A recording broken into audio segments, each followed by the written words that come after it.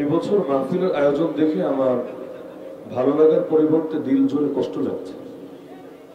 কষ্ট লাগছে এজন্য, এই যে শত শত মানুষ দাঁড়িয়ে আছে, তাদের বসার জন্য পর্যাপ্ত জায়গাটার ব্যবস্থা করা যায় না শুধুমাত্র কিছু লোকের রাজনৈতিক আদেশের কারণে। হুমায়ুন সাহেব তো উদ্যোগ নিয়েছিলেন মাহফিল করবেনই না, ফেসবুকেও দেখি পোস্ট দিয়ে মানুষ ভরিয়ে ফেলেছে ক্রস চিহ্ন দিয়ে যে মাহফিল হতে যাচ্ছে না। আমি ফোন দিলাম, মাহফিল করবেন না কেন? বললো অমুক দলের অমুক বলেছে মাহফিল করতে দিবে না। এই মাহফিলে বাংলাদেশে নাকি এমন এমন আলেমরা আসে যে আলেমরা হক কথা বলে না, কোরআনের কথা বলে না, অথচ এই মাহফিলে যারা আসে এর বাইরে বাংলাদেশে আমাদের অঙ্গনে উল্লেখযোগ্য আলোচক আছে কয়জন? আলহামদুলিল্লাহ, তারাদের মেলা বসে এখানে। তো দরকার তো ছিল এখানে মাহফিলের জন্য সকলে জান প্রাণ উজাড় করে আরো আয়োজনটা কিভাবে সুন্দর করা যায় এজন্য ফিকির করবে। বিগত জেল থেকে বের হওয়ার পর থেকেই তো আমি আসছি। ফ্যাসিবাদের জামানায় জালেমদের জুলুমের কারণে অনেক ক্ষেত্রে জটিলতা ছিল, আলহামদুলিল্লাহ তারপরও ওই ফ্যাসিবাদের জামানায় কোরআনের মাহফিল চালিয়ে নিতে পেরেছে। যদিও কখনো এ মাঠে না ও মাঠে, ও মাঠে না ও মাঠে, এভাবে ভোগান্তি পোহাতে হয়েছে। আল্লাহ তাআলার কি ফয়সালা, ফ্যাসিবাদ দূর হয়েছে। নতুন কিছু অঘোষিত ফ্যাসিবাদ মনে হয় এলাকার ভেতরে আছে। নাম তো মুজাহিদনগর, কিন্তু মাহফিলকে মুজাহিদনগর থেকে বিদায় করে রায়েরবাগ স্ট্যান্ডে হাজির করেছে। দোয়া করে রব্বুল আলামিন এদের মাথায় সুবুদ্ধি জাগ্রত করুক, না হলে অতীতের জালেমদের পরিণতি যা হয়েছে আগামী দিনের পরিণতিও তা হবে। আমি মনে করি যেই রাজনীতি কোরআনের মাহফিলের বিরোধিতা করা শেখায় ওই রাজনীতি মুসলমানের রাজনীতি হতে পারে। যেই রাজনীতি আল্লাহর দ্বীনের পথে বাধা সৃষ্টি করা শেখায় ওই রাজনীতি করে কেউ জান্নাতে যাওয়ার স্বপ্ন দেখবে বলে আমি মনে করি। সুতরাং যেই নবীজির নামে এই মাহফিল, খাতমে নবুওয়াত, আমার রাসূল খাতামুন নবিয়্যিন, সর্বশেষ নবী, সর্বশ্রেষ্ঠ নবী। আর কোরআনে আল্লাহ জানিয়েছেন ওমা আরসালনাকা ইল্লা রাহমাতাল লিল আলামিন, আমি আপনাকে প্রেরণ করেছি সমস্ত জগতের জন্য রহমত বানিয়ে। মানব জগৎ, জিন জগৎ, ফেরেশতা জগৎ, প্রাণী জগৎ, যত জগৎ হতে পারে সকল জগতের জন্য আল্লাহ রাব্বুল আলামিন রহমত বানিয়েছেন মুহাম্মাদুর রাসূলুল্লাহ সাল্লাল্লাহু আলাইহি ওয়াসাল্লামকে। তার মানে আল্লাহ রাসূলের আদর্শ যেটা সেটাই রহমত, আর আল্লাহ রাসূলের আদর্শের বিরুদ্ধে যত আদর্শ হতে পারে সেটাই গজব। রহমতের বিপরীত শব্দ হলো গজব।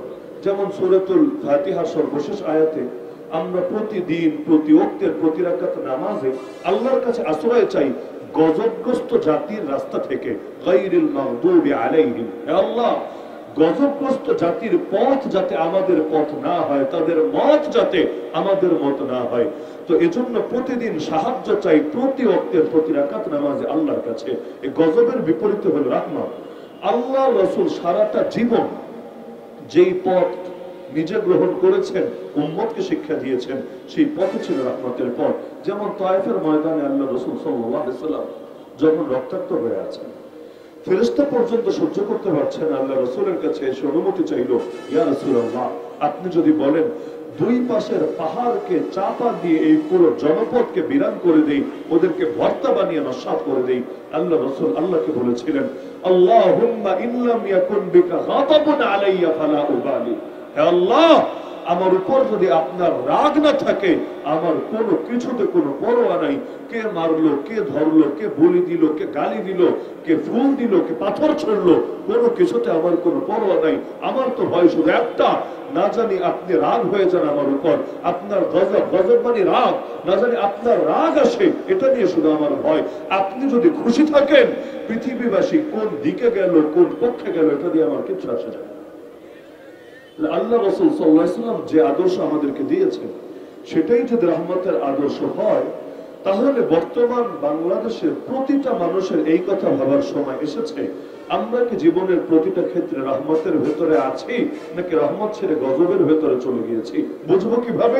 যেই যেই ক্ষেত্রে নবীজির আদর্শ আমি গ্রহণ করতে পেরেছি, ওই ওই ক্ষেত্রে আমি রহমতের পথে আছি।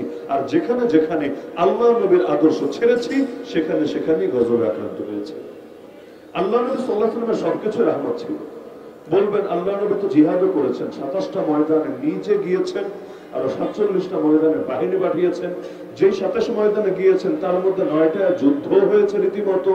তাহলে এই যে আল্লাহ রাসূল যুদ্ধ করলেন সারা জীবন জুড়ে, এটা আবার রহমত হয় কিভাবে? হ্যাঁ, এটাও রহমত, বরঞ্চ এটা জান্নাতের রহমত না, এটা বিরাট বড় রহমত। আর অতীত নবীদের ইতিহাসগুলো দেখেন, যখন নবীগণের জাতিরা তাদের উপর ঈমান না এনে তাদের সঙ্গে বেয়াদবি করত, তাদেরকে এলাকা থেকে বের করে দিত, তাদেরকে হত্যা করার চেষ্টা করত, নবীরা বের হয়ে যেতে দেরি, পুরো এলাকা গজবে আক্রান্ত হতে দেরি না। বিভিন্ন নবীকে আল্লাহ নিজে আদেশ করেছেন হিজরত করেন, যেমন লূত আলাইহিস সালামকে আল্লাহ বললেন ফাআসরি, আপনি রাতের শেষ অংশে বেরিয়ে পড়ুন, শুধু নিজেকে নিয়ে না, বিআহলিকা, আপনার ফ্যামিলি মেম্বার যারা আছে, মুমিন যারা আছে তাদেরকে নিয়ে বের হন। তবে একটা জিনিস খেয়াল রাখবেন, ইল্লা ইমরাআতাক, নিজের বউয়ের সঙ্গে নিয়েন না। এই যে শেষ রাতে বের হবেন এবং বউকেও যে সাথে নেবেন না, এরপর কি হবে, আপনি নিজের ঘাটটাও খবরদার পেছনে ফিরিয়ে তাকাবেন না। কেন? আপনার বের হতে দেরি হবে, এদের উপর গজব আসতে দেরি হবে না। ইন্নাহু মুসিবুহা মা আসাবাহুম, পুরো জাতির উপর তা আসবে। আপনার বউয়ের উপর ওই মুসিবত আসবে যে মুসিবত তাদের সকলের উপরে আসবে। ইন্নামা ওয়াইদাহুমুস সাবহ, আপনি তো শেষ রাতে বের হবেন, আর ওদের জন্য নির্ধারিত টাইম হলো সকাল যখনই হবে ওদের উপর রবের পক্ষ থেকে পাকড়াও চলে আসবে। ওদের উপর পাকড়াও আসবে এই কারণে ওরা ডাইরেক্ট পাপ করেছে, সমকামিতায় লিপ্ত থেকেছে। আর নবী লূত আলাইহিস সালামের স্ত্রী, তিনি কোনো সমকামী ছিলেন না, এরকম প্রমাণ পৃথিবীতে কেউ দিতে পারে নাই, পারবেও না। ওই সময় নারীতে সমকামিতার কোনো প্রচলন দুনিয়ার বুকে ছিল না। তাহলে তিনি আক্রান্ত হবেন কেন? পাপ করলো জাতি, তাহলে এই নবীর স্ত্রী গজবে আক্রান্ত হবেন কেন? কারণ একটাই, জাতি করেছে পাপ আর নবীর স্ত্রী তাদেরকে করেছে সাপোর্ট। তার মানে পাপ করলে যেমন গজবে আক্রান্ত হয়, পাপীকে সাপোর্ট করলে, শেল্টার দিলে, তার পক্ষে অবস্থান নিলেও পরিণতি একই হয়। যেমন আবু লাহাব, আল্লাহ নবীকে গালি দিল, আল্লাহ নবীর সামনে প্রথম বেয়াদবি করলো। নবী যখন প্রথম প্রকাশ্যে দাওয়াত দিলেন, পাহাড়ে চড়ে উঠে সবাইকে ডেকে ডেকে প্রথমবারের মতো সতর্ক করলেন, সর্বপ্রথম যে বেয়াদবি করলো সে আবু লাহাব আঙ্গুল উঁচিয়ে বলল, তাব্বান লাকা ইয়া মুহাম্মদ আলিহাযা জামাতানা, হে মুহাম্মদ, ধিক্কার জানাই তোমাকে, তুমি কি এজন্য জমা করেছো আমাদেরকে? তোমার খেয়ে দিয়ে কাজ নাই যে আমাদেরকে ফালতু কথা শোনানোর জন্য একত্র করেছো? আল্লাহ নিজে আস্ত সূরা নাজিল করে দিলেন, তাব্বাত ইয়াদা আবি লাহাবি ওয়া তাব, যেই শব্দ দিয়ে সে নবীকে নিন্দা করেছে, একই শব্দ দিয়ে আল্লাহ তাকে খণ্ডন করছে। আরে তুই তোর আঙ্গুল দেখিয়ে, হাত দেখিয়ে কাকে তাব্বান বলছিস রে? আরে মুহাম্মাদের কিছু হবে না, তোর দুটো হাত ধ্বংস হবে। বলতে বলতে সূরা শেষে গিয়ে আল্লাহ জানালেন, সায়াসলা নারান যাতা লাহাবি ওয়া ইমরাআতু, শীঘ্রই আবু লাহাব জাহান্নামে যাবে, ওর বউ যার নাম উম্মে জামিল হাম্মালাতুল হাতাব, সেই উম্মে জামিলও জাহান্নামে যাবে। তা আবু লাহাব জাহান্নামে যাবে কেন? কারণ আল্লাহ নবীর সাথে বেয়াদবি করেছে। ওর বউ জাহান্নামে যাবে কেন? কারণ ওর বউ এই বেয়াদবকে সাপোর্ট দিয়েছে, শেল্টার দিয়েছে, এবং পরবর্তীতে নিজেও একই পথে হেঁটে আল্লাহ নবীকে হত্যা পর্যন্ত করতে চেয়েছে। তাহলে বোঝা গেল পাপীর যে সাজা, পাপীকে যে সাপোর্ট দেয় তার উপরও নেমে আসে একই সাজা। প্রসঙ্গক্রমে একটা কথা না বললেই না, যদিও বলার আগে আমি দায়মুক্তি ঘোষণা করে নিচ্ছি, এই কথাটা বললে অধিকাংশই কষ্ট পাবেন, তবে কষ্ট পেলেও আমি মনে করি বলা উচিত এবং এখনই বলার উপযুক্ত সময়। সেটা হলো 1971 থেকেই যে 2024 শেষ হয়ে যাচ্ছে, প্রায় 1.5 মাসও বাকি নেই বলতে গেলে। তো এই যে দীর্ঘ একটা সময়, অর্ধ শতাব্দীরও বেশি, এর মধ্যে দেশে কত ধরনের পরিবর্তন হলো। এক সংবিধানে পরিবর্তন হতে হতে 17 বার পরিবর্তন হয়ে গেল, লেকিন বড় দুঃখের কথা, কত এলো আর কত গেল, বেশ্যার দালালি কেউ ছাড়তে পারলো না। বলবেন হুজুর বেশ্যার দালালি আবার কারে করতে দেখলেন, কই করতে দেখলেন? এই যে বাংলাদেশ জুড়ে পতিতালয় দিয়ে ভরা, একটা দুটো না, ডজন পতিতালয় আছে, লাইসেন্স নিয়ে আছে, যেগুলা লাইসেন্স ছাড়া চলে হোটেলে, পুলিশ গিয়ে ধরে আসে, ওটার আলাপ করছেন, ওটা বাদে রাখেন। যেগুলো লাইসেন্স দিয়ে রাখা হয়েছে, যার ভেতরে জিনা চলে, ধর্ষণ চলে, আর মদ আর জুয়ার আখড়ায় পরিণত হয়ে আছে। এক একটা পতিতালয় মানে শুধু জিনার কারবার না, বরং মদ আর জুয়ার আড্ডাখানা। এগুলোকে যে লাইসেন্স দিয়ে রাখা হয়েছে, শুধু লাইসেন্স না, প্রটোকলে দেওয়া হয়েছে। আপনি মিছিল নিয়ে যান, দেখেন কিছু করতে পারেন কিনা? আরে পতিতালয়ের কিছু করতেই পারবেন না। কপাল ভালো হলে বুকে গুলিও খেতে পারেন, টিয়ার সেল তো খাওয়াই লাগতে পারে, এমনকি জঙ্গি মামলা নিয়ে কয়েক বছর জেলও খাটা লাগতে পারে। এই পতিতালয় রক্ষার এত টাকা যে কেন অনুভব করলো সকলে? হ্যাঁ, যদি এমন হতো এই দেশের অধিকাংশ মানুষ, অধিকাংশ জনগণ পতিতালয় চায়, তাও নয়তো একটা ব্যাপার স্যাপার ছিল। যেমন বিড়ি বেচে, সিগারেট বেচে, সিনেমা হল খোলা আছে, দেশের মধ্যে গান বাজনা হয়, বিভিন্ন অপসংস্কৃতি হয়, এগুলোর পক্ষে এই যুক্তি দিয়ে কাজ সেরে দেয়। তো হুজুর দেখেন, এটা কোন ইসলামী রাষ্ট্র না, এটা গণতান্ত্রিক রাষ্ট্র। গণতান্ত্রিক মূল্যবোধকে মূল্যায়ন করতে হয়, অধিকাংশ জনগণ যা চায় তাই করতে হয়। ভালো কথা, মানলাম। তোমার এই যুক্তি বিড়ির বেলায় দিলা, সিগারেটের বেলায় দিলা, সিনেমা হলের বেলায় দিলা, গান বাজনার বেলায় দিলা, তো পতিতালয় কোন জনগণটা চায় সে বলো না। তন্ন তন্ন করে খুঁজে দেখেন। আমার কথায় যদি সন্দেহ থাকে আমার কথা ফেলে দেন। আজকে গণভোটের ব্যবস্থা করেন, গণভোট, পুরো বাংলাদেশে সবাই মিলে ভোট দেখ, কারা পতিতালয়ের পক্ষে আর কারা বিপক্ষে, গোটা জাতি দেখুক। এমনকি এটা করতে যদি বেশি কষ্ট হয়, প্রয়োজন এলাকায় এলাকায় যেন হাত তুলতে বলেন, অত ভোটাভুটি পয়সা মধ্যেও খরচ করা লাগবে না। সরকারি অফিসাররা আসেন, বলেন কে কে পক্ষে আছো হাত তুলো, কে কে বিপক্ষে আছো হাত তুলো, দেখেন। এরপর খুঁজে আমি গ্যারান্টি দিয়ে বলতে পারি, 100% কনফিডেন্সের সাথে বলতে পারি, বাংলাদেশে মোট নাগরিক যদি হয়, জনগণ যদি হয় 18 কোটি, ইনশাআল্লাহ 1% পাবেন না, 1% পাবেন না যারা পতিতালয়ের পক্ষে মত দেবে। আর গুটি কয়েক পাবেন, কারণ কিছু কিছু হাউন আঙ্কেল সব জায়গায় থাকে। এই টাইপের কিছু ফাজিলরা ওরা চাইতে পারে, কারণ পতিতালয়ে থাকলে এত সুবিধা, না হলে লিঙ্ক ভাইরালের আশঙ্কা আছে। বাইরে করলে কখন না কি হয়ে যায় না হয়ে যায়, ব্যাপার স্যাপার আছে। পতিতালয়ে তো পর্যাপ্ত সেফটির ব্যবস্থা আছে, ওখানে আর এইচডি ভিডিও ভাইরাল করবে কে? বিগত আমলগুলোতে কতজন যে হানি ট্রাপে পড়েছে, মধু দিয়ে ফাঁদে ফেলেছে। মধুটা কি? গিয়েছে হয়তো বিদেশে এবং বিভিন্ন প্রয়োজনে হোটেলে থাকতে হয়েছে, এখন রাতের বেলা মনোরঞ্জনের জন্য তারাই ব্যবস্থা রেখেছে। তো রাতের বেলা মনোরঞ্জন তো হয়েছে, সকালে তাকে জানানো হয়েছে রাতের বেলা যা করেছো না, এইচডি ভিডিও মজুদ আছে, গোপন ক্যামেরা দিয়ে ধারণ করে রাখা হয়েছে। এখন কি আমাদের পক্ষে দালালি করবা নাকি ভিডিও পাবলিশ করে দিব? ক্লিয়ার বলো। বহুত বড় বড় ব্যক্তিত্ব, কেউ আর্মি অফিসার, কেউ গোয়েন্দা বিভাগের বড় নেতা, কেউ এমপি, কেউ সচিব, এই টাইপের বহুত বড় বড় মানুষ ব্ল্যাকমেইলের শিকার হয়ে দালালি করেছে। চিন্তা করে দেশ গেলে যাক, জনগণ গেলে যাক, সব গেলে যাক, আর ইজ্জতটা খালি টিকে থাক। যদিও জানে না এভাবে ইজ্জত বাঁচানো যায় না, যেন জাতির সঙ্গে প্রতারণা করে রব্বুল আলামিন দুনিয়াতেও তাদেরকে ইজ্জত নিয়ে মত দেয়। জুলুম আর বেয়াদবি এমন জিনিস, এগুলোর পাকড়াও আখিরাতে না শুধু দুনিয়াতে আসে। তাহলে পতিতালয়ের পক্ষে জনগণ যদি নাই থাকে, পয়েন্ট বুঝেন, জনগণ যদি নাই থাকে, পতিতালয় গুলোকে এত কষ্ট করে পেলে পুষে বড় করার কি প্রয়োজনটা পড়েছে? তার মানে ডাল মে কুছ কালা হ্যায়। কারণ এটা গণতান্ত্রিক মূল্যবোধের দাবি না। গণতান্ত্রিক মূল্যবোধ মানে তো অধিকাংশ জনগণের চাওয়া, অধিকাংশ জনগণ চায় এগুলো বন্ধ করা হোক। এমনকি যদি গুলি খাওয়ার ভয় না থাকতো, আমি তো মনে করি মানুষ গিয়ে পতিতালয়ের প্রতিটা ইট পর্যন্ত খুলে নিয়ে চলে আসতো। কিন্তু সেই জুলুমের ভয় পাচ্ছে না এবং এটা নিয়ে মোবিলাইজ করা হচ্ছে না, জাতিকে জাগ্রত করা হচ্ছে না। আর যদি হতো তাহলে তারা গণভবনে গিয়ে যদি ফ্রিজের মাছও নিয়ে আসতে পারে, আর সেখানে পতিতালয়ে গিয়ে টিন খুলে আনতে কি বাধাটা পড়ছে? এগুলো মানুষ জাগে নাই বা সবকিছু একসঙ্গে একসময় মাথায় আসেও না, একসাথে সিরিয়াস হয় না। যেদিন হবে সেদিন দেখবেন ইনশাআল্লাহ এগুলো টিকাতে পারবে না। তো যেটা চায় সেটা দেয় না, যেটা চায় না সেটা দিয়ে রেখেছে। কি চায়? এই যেমন খাতমে নবুয়তের মাহফিল তো এটা, আরে বিগত 50 বছর অধিক সময় ধরে পুরো বাংলাদেশ জুড়ে এই স্লোগান দেওয়া হয়েছে, নবীর পরে নবী নাই সংসদে। এটাকে আজকেই প্রথম শুনলেন না, সারা জীবন শুনে আসছেন। নবীর পরে নবী নাই এই আইন চাচ্ছি, চাইতে চাইতে স্বাধীনতার 53 বছর হয়ে গেল প্রায়, আজও পর্যন্ত নবীর পরে নবী নাই আইনটা দিল না কেন? বলবেন হুজুর আইন দিলে কি হবে? আইন দিলে কি হবে বোঝেন না? এই যে কাদিয়ানের জন্ম সনদে সরকার লিখে দেয় ধর্ম পরিচয় মুসলমান, আইডি কার্ডে লিখে দেয় ধর্ম পরিচয় মুসলমান, পাসপোর্টে লিখে দেয় ধর্ম পরিচয় মুসলমান। এই ধোঁকাবাজির কারণে সৌদি আরবের এম্বাসিতে ভিসা দিয়ে দেয়, হজে যায়, ওমরায় যায়, অথচ ওর জন্য মক্কায় প্রবেশ করা হারাম, মদিনায় প্রবেশ করা হারাম। প্রবেশ করতে পারছে কারণ সরকার তাকে 2 নম্বরে পরিচয়কে স্বীকৃতি দিয়ে দিয়েছে। এমনকি এই পরিচয়কে কাজে লাগিয়ে কত গ্রামে গিয়ে, আরে গ্রামে সাধারণ মুরব্বী মানুষ তার মেয়ের বিয়ে করে দিচ্ছে, সে তো ভাবছে মুসলমান, কারণ সব জায়গায় তো মুসলমানই লেখা, কিন্তু আসলে তো সে মুসলমান না। এমনকি তাকে তো সালাম দেওয়া জায়েজ হবে না, কাদিয়ানি জানাজা পড়া জায়েজ হবে না, কাদিয়ানিকে মুসলমানের কবরস্থানে দাফন করা জায়েজ হবে না। অথচ কাফের কাফের কাদিয়ানি কাফের, নবীর পরে নবী নাই সংসদে আইন চাই বলতে বলতে মুখে ফেনা উঠে গেল।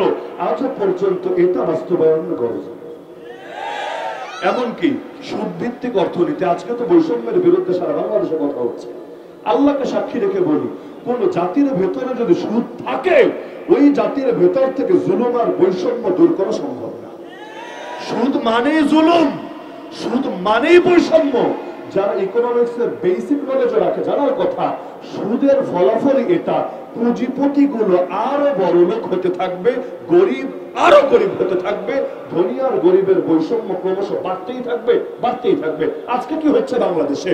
95% মানুষের হাতে ওই পরিমাণ টাকা নাই, বাকি 5% মানুষের হাতে যে পরিমাণ টাকা আছে। গোটা দুনিয়া 800 কোটি মানুষ থাকলে খোঁজ নিলে দেখবেন, আর অধিকাংশ মানুষের হাতে যত পয়সা আছে, গুটি কয়েক মানুষের কাছে এর চাইতে বেশি পয়সা গিয়ে একত্রিত হয়েছে। কিভাবে হলো? এই খেলার সবচেয়ে বড় কারিগরের নাম সুদ।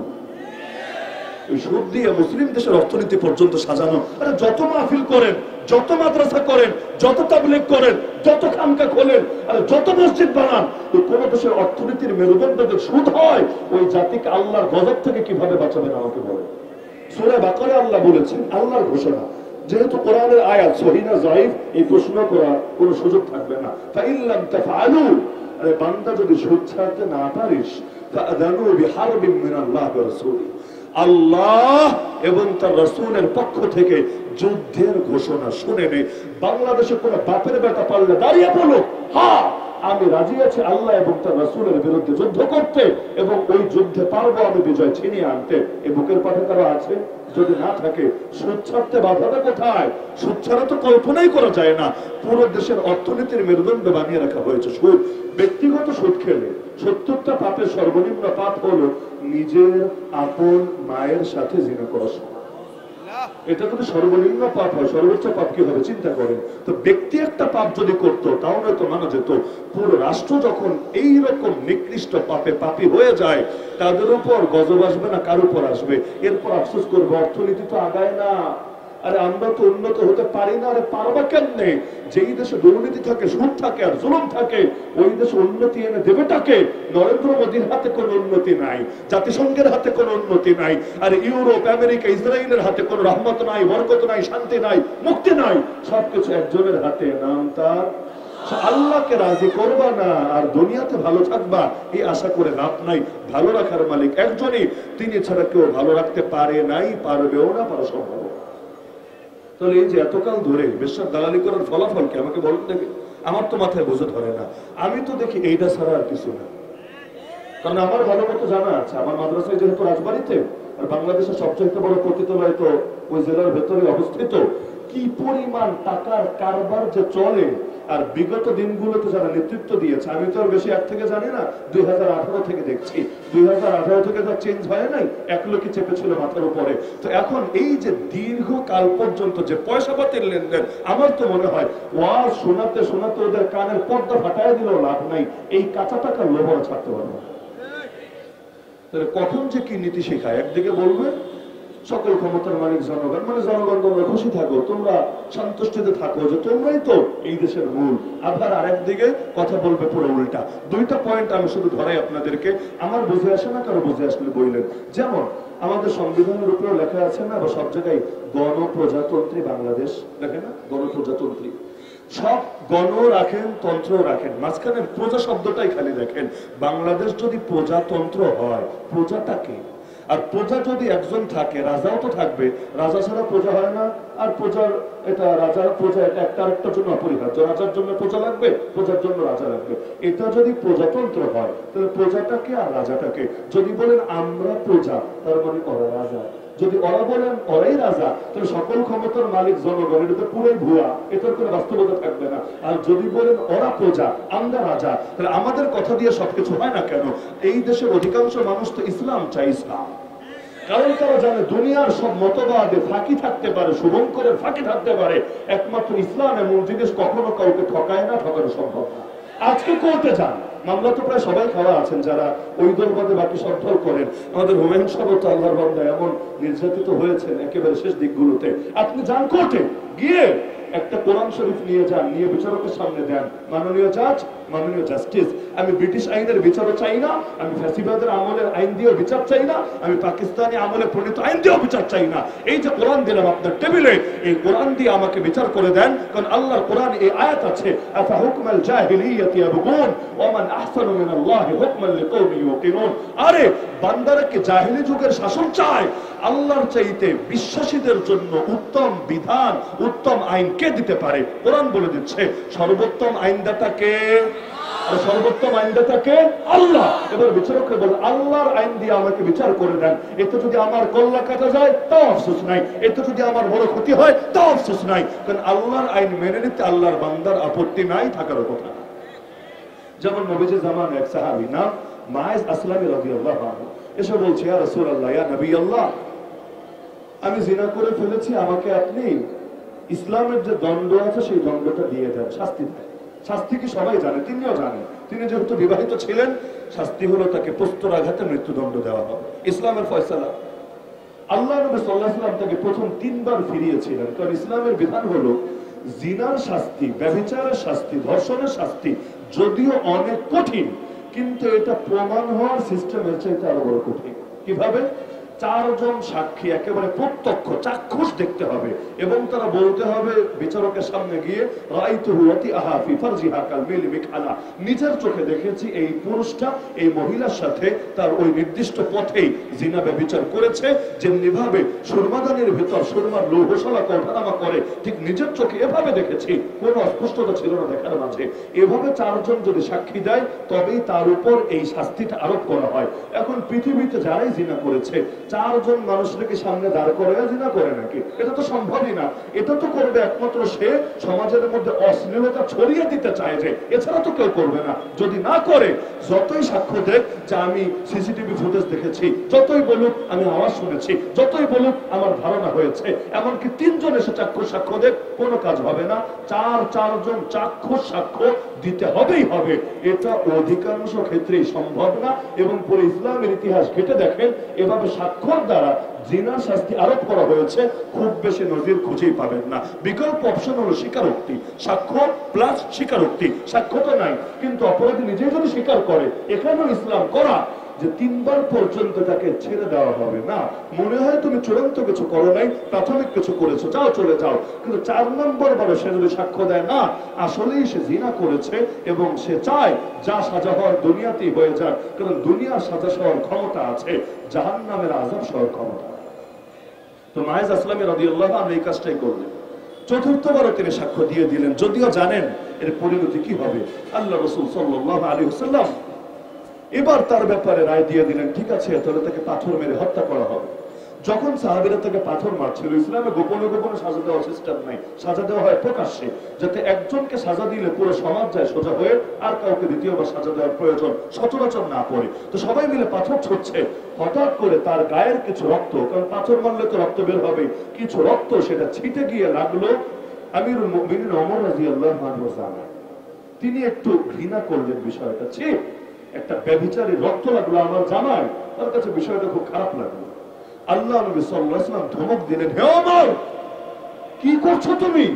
তুমি কি জানো লাকাদ তাবা তাওবাতান লাউ কুসিমা আলা আহলিল মাদিনাতি লাকাফাতহুম, আমার সাহাবী মাইজ এমন তওবা করেছে, তার একার তওবা যদি মদিনার সব জনগণের মধ্যে ভাগ করে দেওয়া হয়, একার তওবা সকলের গুনাহ মাফের জন্য যথেষ্ট হয়ে যাবে। তাহলে দুনিয়াতে যদি কোরআনের আইন দিয়ে বিচার হয়, সেটার কারণে জানও দেওয়া লাগে, আফসোসের কিছু নাই, কারণ রব্বুল আলামিন এই ওসিলায় মাফ করে দিবে।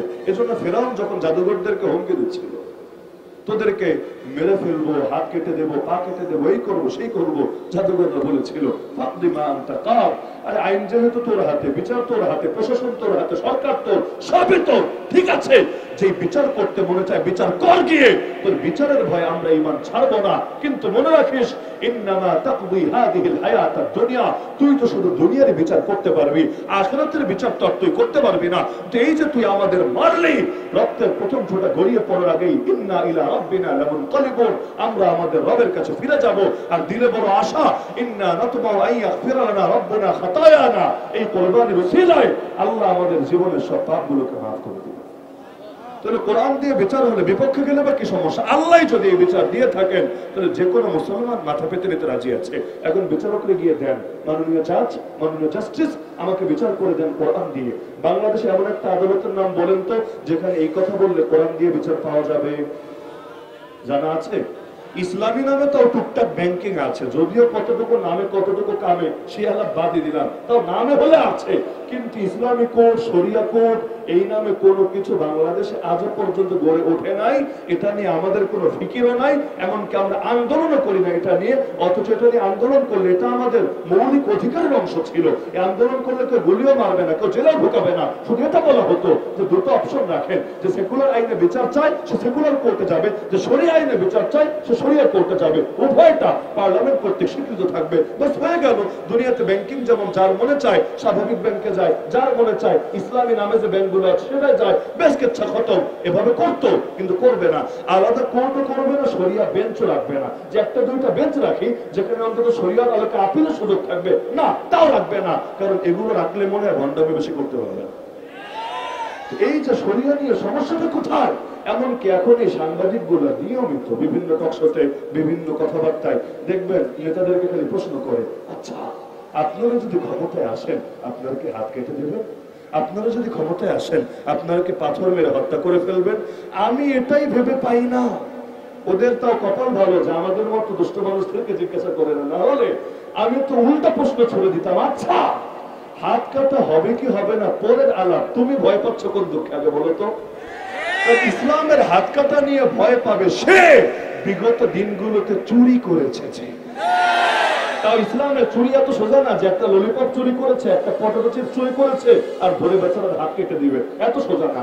মোহরের সর্বনিম্ন পরিমাণ যেটা, আর চুরির ক্ষেত্রেও হাত কাটার জন্য সর্বনিম্ন মাপ হলো সেটা, আরবিতে 10 দিরহাম। 10 দিরহাম পরিমাণ যদি চুরি করে সেই ক্ষেত্রে হাত কাটা হবে, অন্য ক্ষেত্রে কাটা হবে না। তো ভাই চুরি যদি না করো তোমার চেহারার মুখে আতঙ্ক প্রকাশ পাওয়া তো উচিত না। একইভাবে পাথর মেরে হত্যা করা হয় কাকে? বিয়ে করার পর আকাম ছাড়তে পারে নাই যে, তো বিয়ে করার পর ছাড়তে পারো না কেন? আর যদি ছাড়তে পারোই তাহলে এই প্রশ্ন তোমার জন্য না, এটা নিয়ে তোমার কোনো ভয় পাওয়ার কোনো কারণই নাই। তাহলে দেখা যাচ্ছে যে আল্লাহর জমিন আল্লাহর বান্দাকে আল্লাহর দ্বীন মান্য করার সুযোগ দেওয়া হচ্ছে না। লা ইলাহা ইল্লাল্লাহ, এক আল্লাহ ছাড়া দ্বিতীয় কারো ইবাদত করি না, এটাই তো লা ইলাহা ইল্লাল্লাহর অর্থ।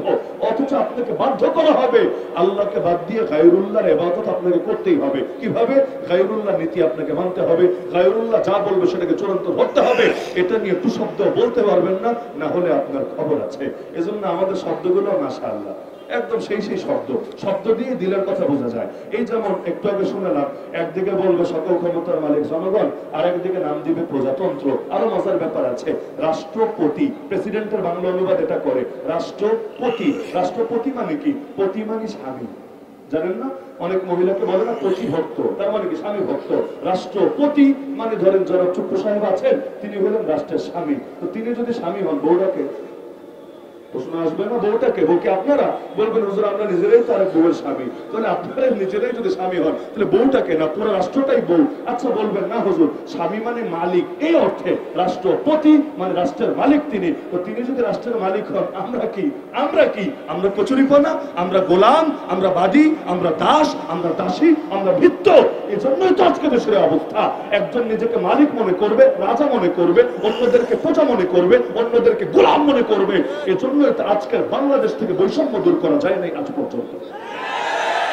শব্দের মধ্যেই তো ভেজাল, মানসিকতার মধ্যে যে সমস্যা আছে সেটার ভেতর থেকেই তো প্রকাশ পায়। না হলে মজার একটা পয়েন্ট দেখেন, বাংলাদেশের সংবিধান 17 বার পরিবর্তন হলো ভালো কথা, কিন্তু একটা জিনিস নিয়ে নিয়মিত চুলকানি দেখা গিয়েছে, সেটা হলো এখনো পাবেন এই 72-এর সংবিধান আর আজকে সংবিধান খুললে আল্লাহর উপর আস্থা ও বিশ্বাস, এটা সহ্য হয় না।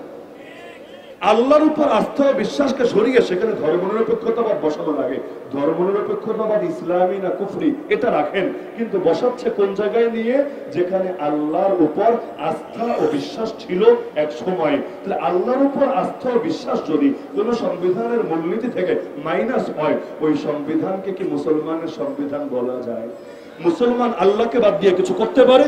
আরে মুসলমান ঘরে ঢুকলো আল্লাহর নাম নিয়ে ঢুকে। নবী বলতেন বিসমিল্লাহি ওয়ালাজনা ওয়া বিসমিল্লাহি খারাজনা ওয়া আলাল্লাহি রাব্বিনা তাওয়াক্কালনা। মুসলমান ঘর থেকে বের হলো আল্লাহর নাম নিয়ে বের হয়। নবী এটা বলে বের হতেন বিসমিল্লাহ তাওয়াক্কালতু আলাল্লাহ ওয়ালা হাওলা ওয়ালা কুওয়াতা ইল্লা বিল্লাহ। মসজিদে ঢুকলো আল্লাহর নাম নিয়ে ঢোকে আল্লাহুম্মা ইফতাহলি আবওয়াব রাহমাতিক। মসজিদ থেকে বের হলো আল্লাহর নাম নিয়ে বের হয় আল্লাহুম্মা ইন্নী আসআলুকা মিন ফাদলিক। একটা মুসলিম দেশে আল্লাহর উপর আস্থা বিশ্বাসকে সরিয়ে ধর্ম নিরপেক্ষতাবাদ বসানো হবে, এর চাইতে বড় কুফরি আর ভণ্ডামি কি হতে পারে? হুজুর নিরপেক্ষতাই তো এনেছে, হীনতা তো আনে নাই, ধর্মহীনতা তো আনে নাই, আপনার কেন জ্বলে? মজার বিষয় হলো মুসলমান আবার নিরপেক্ষ হয় কিভাবে এটা আগে বুঝুন। নিরপেক্ষ শব্দ বুঝেন? তার মানে সে কারো পক্ষে না, এটাই তো। তাহলে একদিকে আল্লাহ আর একদিকে ইবলিস, সে কারো পক্ষে না, সে মাঝামাঝি। একদিকে রহমান আর একদিকে শয়তান, সে কারো পক্ষে না, সে মাঝামাঝি।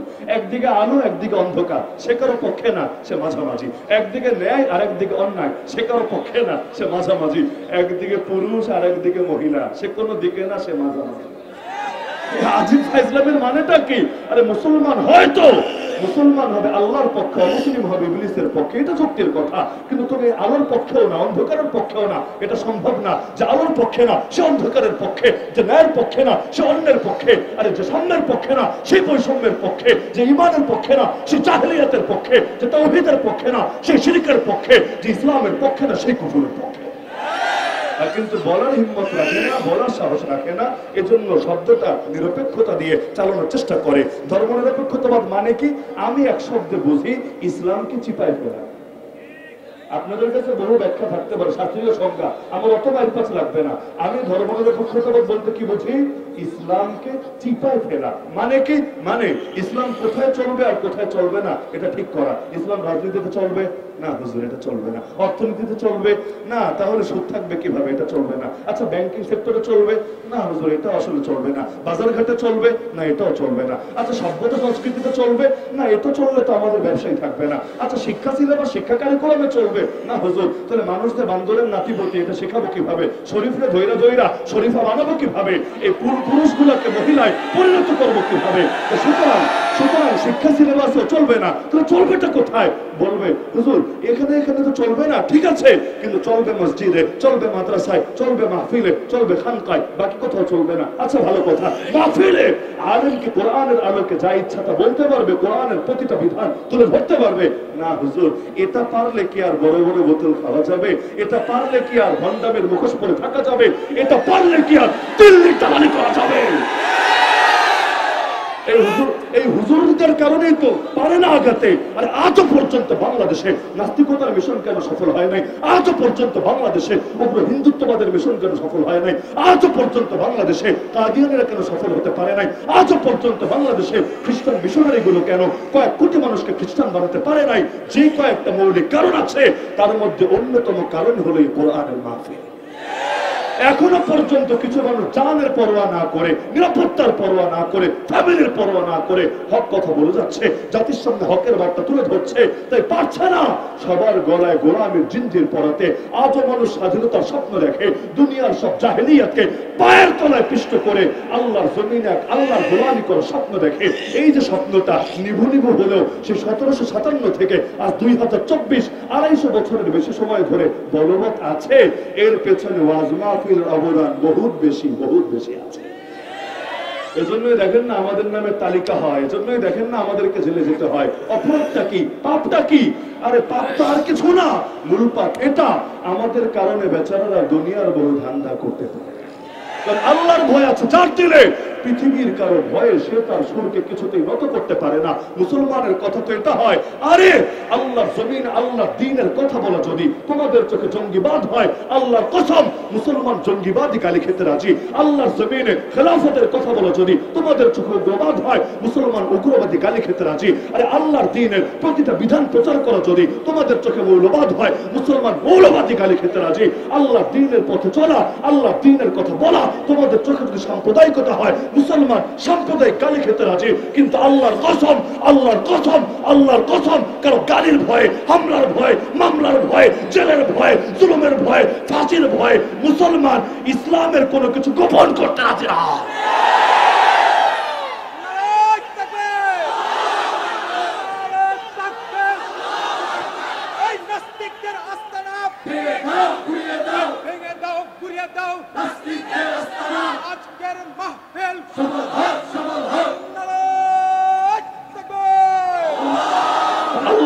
রহমতের নবী ছিলেন বলেই যখন নবীকে তয়েফে রক্তাক্ত করা হলো, আল্লাহ নবীকে মক্কা থেকে বের হতে বাধ্য করা হলো, কিন্তু নবী রহমত ছিলেন বলেই তাদের জন্য দোয়া করেছিলেন। ওরা গজবে আক্রান্ত হয় নাই যেমন পূর্বের জাতিগুলো গজবে আক্রান্ত হয়েছিল। ফলাফল এই লোকগুলোরই হেদায়েতের দোয়া খুলে গিয়েছিল।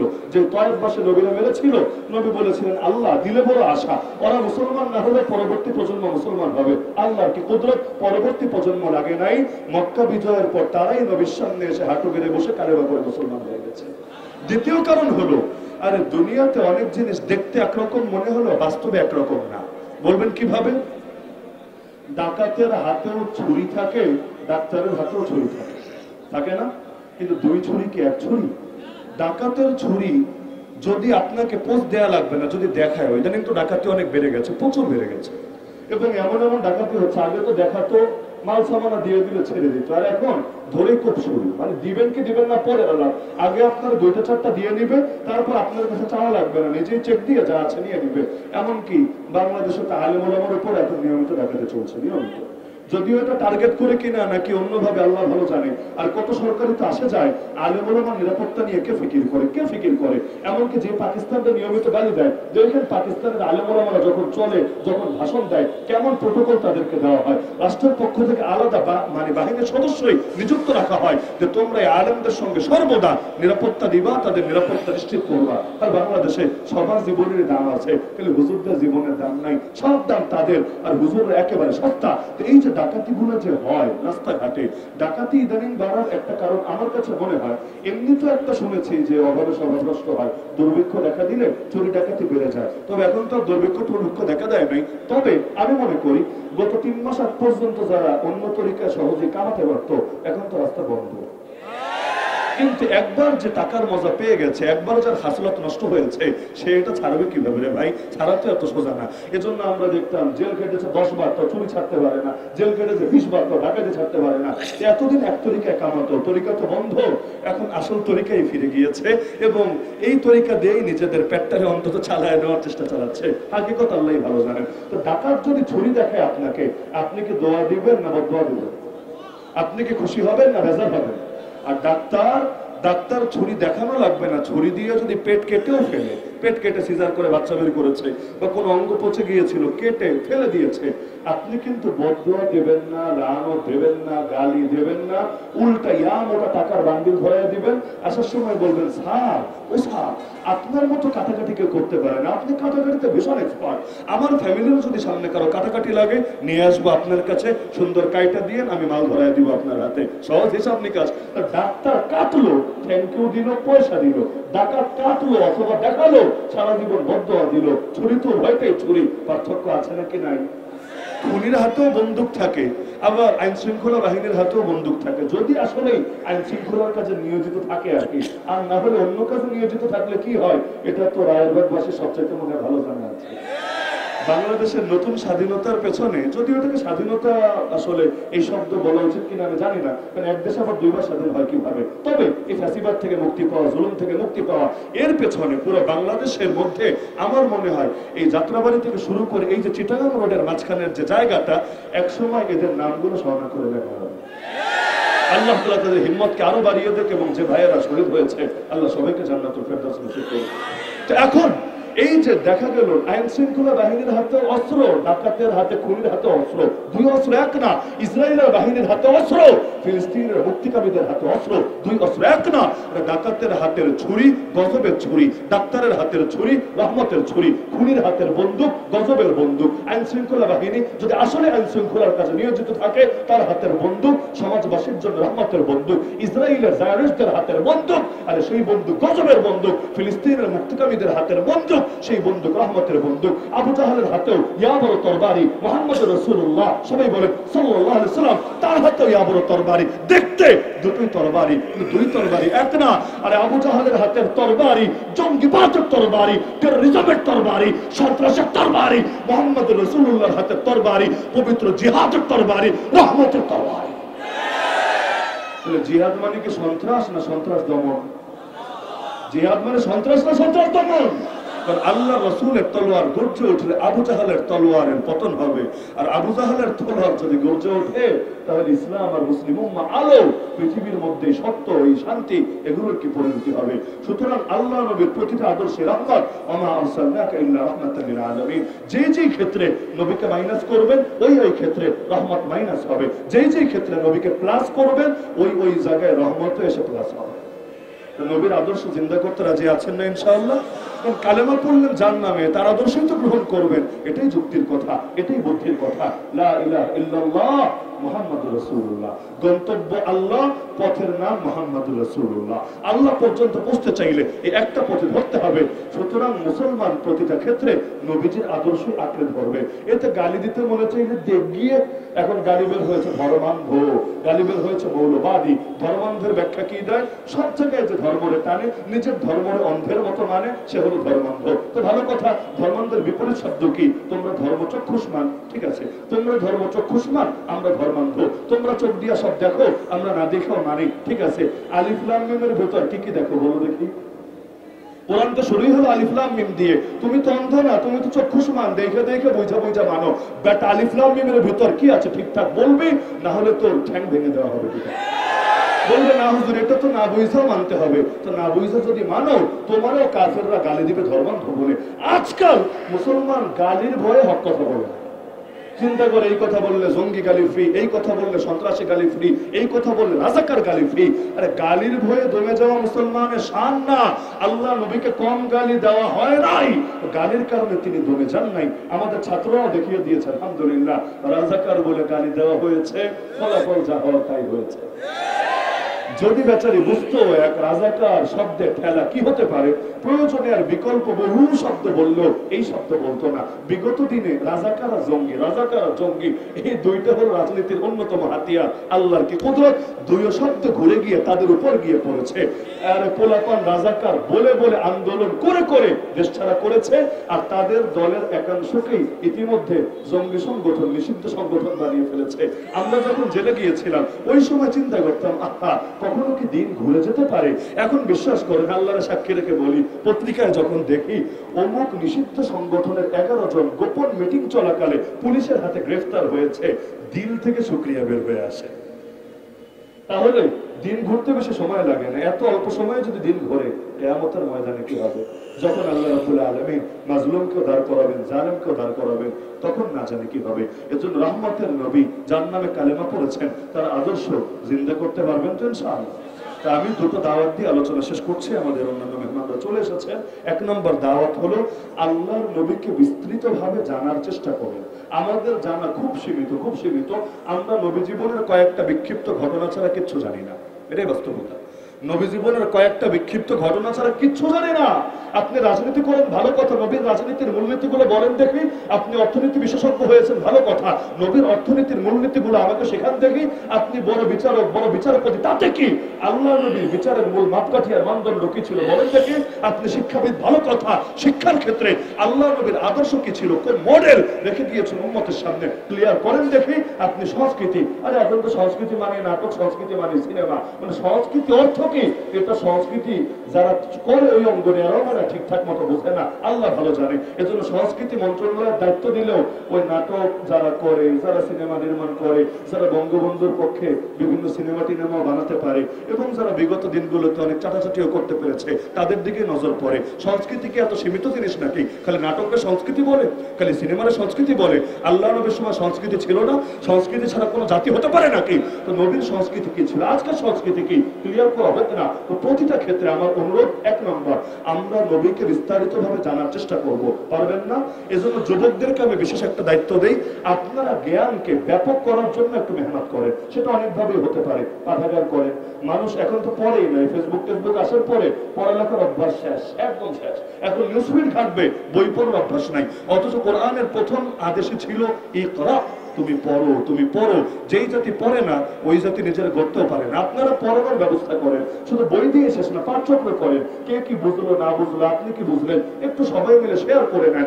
আর মসজিদে এগুলো নিয়ে আলোচনার ব্যবস্থা করেন। ব্যবসায়ীরা সেমিনারের আয়োজন করেন, আল্লাহ নবীর ব্যবসার মূলনীতি কি। রাজনীতিবিদরা সেমিনারের আয়োজন করেন, আল্লাহ নবী এবং খোলাফায়ে রাশিদিনের রাজনীতির তরিকা কি। করা সম্ভব নাকি সম্ভব না?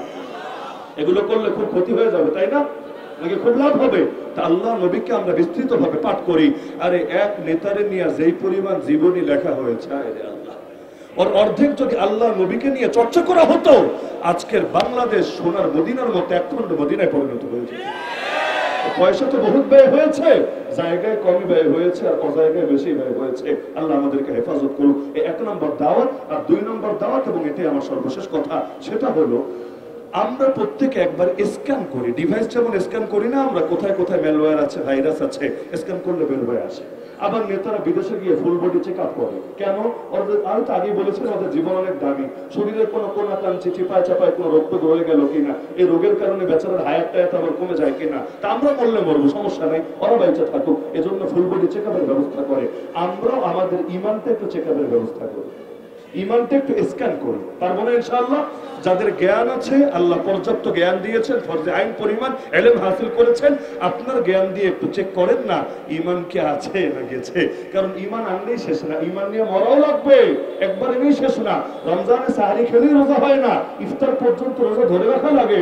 মাঝখানে দুপুরবেলা যদি কাম ঘটায় দেন, নতুন বিয়ে শাদী করেছেন, অফিস থেকে ফিরে এসে মাথা ঠিক নাই, কাম যা ঘটনার ঘটিয়ে দিয়েছেন, এরপর আবার ইফতার খেয়ে তৃপ্তি ঠেকুর তুললেন, যাক আমার রোজা আদায় হয়েছে। রোজা কি হয়েছে না বরবাদ হয়েছে? এমন বরবাদ হয়েছে 2 মাস কাফারাও লাগবে, তা না বেটা একদিনে সামলাতে পারিস না, এবার 2 মাস ছাড়া সামলা। এমনকি নামাজ, আল্লাহু আকবার বললে নামাজ হয় না, বরং তো সালাম পর্যন্ত ধরে রাখা লাগে। মাঝখানে যদি হে হে করে হেসে ওঠে, তার কোনো দুষ্ট বন্ধু এসে কাতুকুতু দিয়েছে, সুরসুরি দিয়েছে, হাসিয়া সামলাতে না পেরে এমন হে হে করে হেসে উঠলো যেন মসজিদ ভেঙে পড়বে, নামাজ আছে না গেছে? শেষ নামাজ। তো এখন সে যদি সালাম ফিরে তৃপ্তি ঢেকুর তুলে কাজ হবে না। কালেমা পড়েছি আলহামদুলিল্লাহ, আল্লাহ ইমানের তৌফিক দিয়েছে, কিন্তু ইমান নিয়ে মরা লাগবে না, তার আগে হারালেও চলবে? মরতে হবে, মরতে হবে। এমন কথা বলা যাবে না যেই কথা বললে ইমান শেষ, এমন কাজ করা যাবে না যেই কাজ করলে ইমান শেষ, এমন বিশ্বাস রাখা যাবে না যে বিশ্বাস রাখলে ইমান শেষ।